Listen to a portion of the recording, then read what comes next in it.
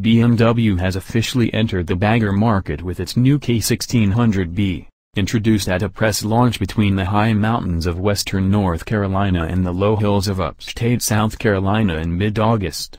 BMW said the K1600B has a classic imposing bagger design, and an elongated streamlined cruiser profile.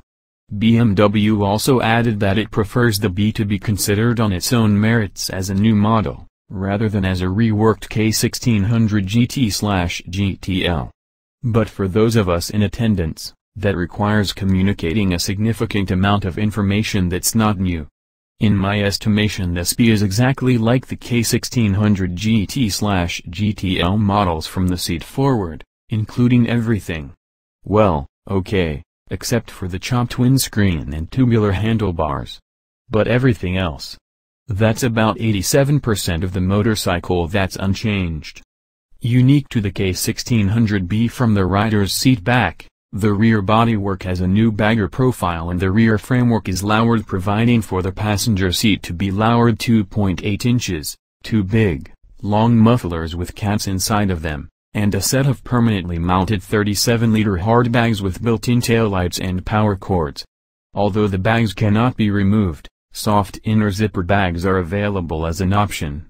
Lowering the rear framework results in 0.4 inches less suspension travel, which is keeping with bagger standards. Still, like the GT, GTL versions, the standard SA has preload adjustment for 1 up with packed bags, and 2 up, and it is a rear preload adjustment only.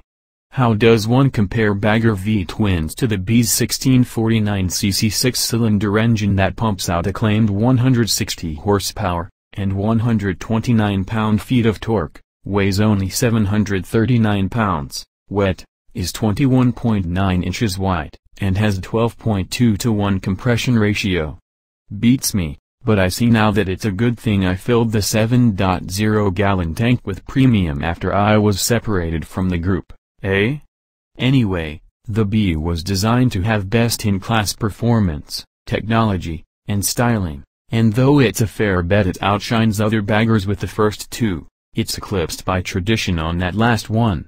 The K1600B has an MSRP of $19,995, which includes nifty standard features such as ride-by-wire with 3 modes, rain, road, and dynamic.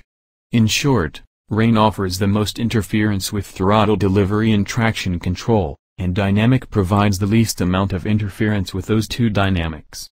Different from many bikes, the traction control cannot be individually adjusted, although there are complicated instructions for locating the shutoff feature for the traction control. Another feature is an informative, 5.7-inch, TFT display with ride mode, gear indicator, coolant temperature, fuel level, time, odometer, trip meter, radio, dynamic SA fuel range, and computer modes and option controls. Standard heated seats and grips, cruise control, a power windscreen, and ABS Pro with cornering optimization are all excellent features.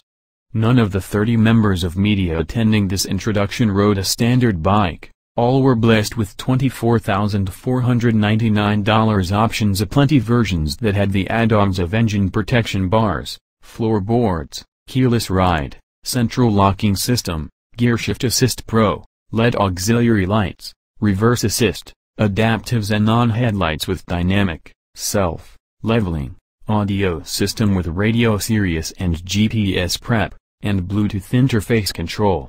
These options are available in various packages, and some separately. A few that I didn't experience were the hill start control, tire pressure monitor, forged handlebars, and storage compartments, which are basically lockable small glove box-like things fitted to either lower. Fun fact, there are 11 switches on the left handlebar, and 3 on the right side, plus 4 buttons on the left fairing, which have something to do with the audio system, and if the wrong one is pushed the radio doesn't work.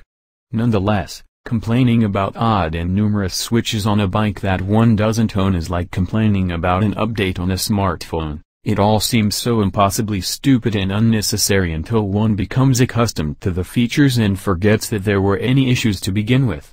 So, I will assume that all difficulties I had with various switches and the Wheel of Fortune multi-controller were due to operator error by yours truly.